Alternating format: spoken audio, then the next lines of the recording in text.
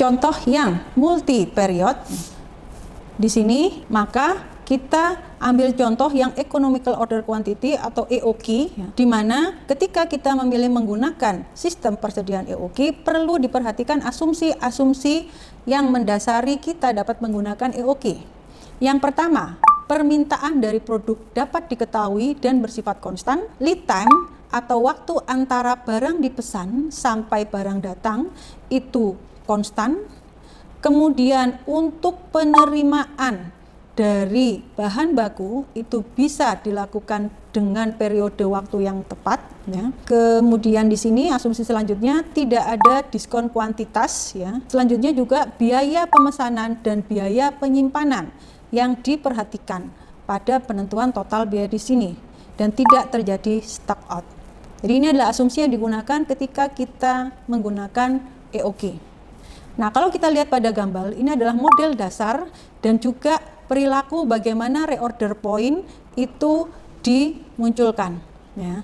Nah, di sini pada posisi penuh persediaan atau Q itu adalah posisi persediaan ketika barang itu dipasok oleh pemasok. Selanjutnya barang digunakan sampai pada garis hijau, di mana itu adalah titik persediaan minimal. Penentuan perusahaan harus melakukan pemesanan ulang. Ini yang dinamakan dengan titik reorder point. Nah, ketika melakukan pemesanan sampai dengan barang datang, penentuannya ini diberi tanda L. Itu adalah lead time, waktu di mana barang mulai dipesan sampai dengan barang datang. Nah, barang yang sudah minimal tadi ketika kita sudah melakukan pemesanan barang akan terus digunakan perusahaan sampai dengan pada titik bawah, di mana kemudian sebelum mencapai titik bawah maka pesanan yang dilakukan oleh perusahaan datang kembali dan jumlah persediaan menjadi Q kembali, dan kondisi atau siklus ini berulang.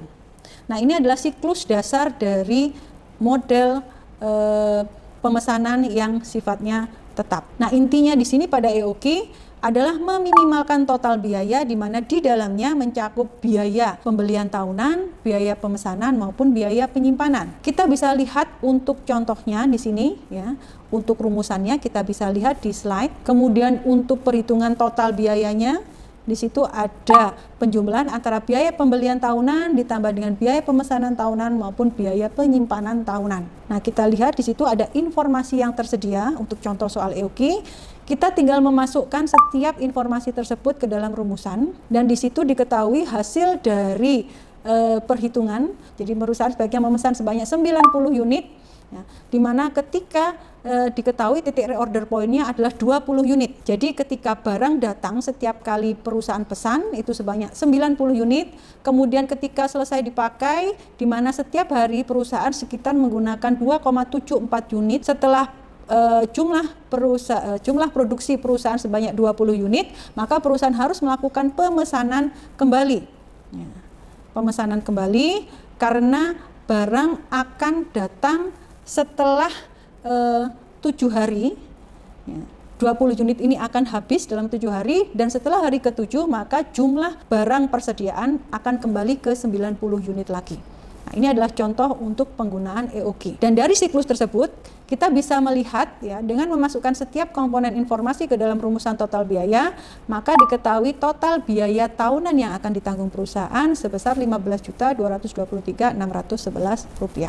Nah, itu adalah contoh untuk model persediaan dengan jumlah pemesanan yang tetap atau sering dinamakan dengan EOQ. Nah, ada pilihan yang banyak digunakan perusahaan dalam sistem persediaan, yaitu model APC. Apa itu? Persediaan diklasifikasikan menjadi 3 kelas, yaitu kelas A, kelas B, dan kelas C. Di mana untuk kelas A bisa dilihat pada model grafik, ya, bahwa kelas A ini volumenya untuk nilai rupiah itu nilainya tinggi atau cukup mahal dan jumlah kuantitas itemnya kecil. Kemudian untuk yang C kebalikannya, untuk nilai rupiahnya itu tidak besar tetapi jumlah kuantitas dari persediaannya itu cukup tinggi. Nah, apa implikasi dari pengklasifikasian persediaan menjadi item A, B, dan C? Maka ini bisa mempengaruhi kebijakan. Yang pertama terkait dengan kuantitas atau frekuensi kontrol. Untuk persediaan dengan klasifikasi A, maka kontrol dari ketersediaannya lebih tinggi dibandingkan yang C. Demikian juga untuk pengembangan alternatif pemasok. Untuk kelas A, maka pertimbangan alternatif pemasoknya perlu dikembangkan secara periodik atau lebih tinggi dibandingkan yang C. Ya, jadi untuk item A di sini menentukan bahwa perusahaan harus lebih berhati-hati dalam pengelolaannya, mencari pemasoknya, kemudian juga mempertimbangkan berbagai hal yang membuat pasokan dari persediaan klasifikasi A itu selalu tersedia.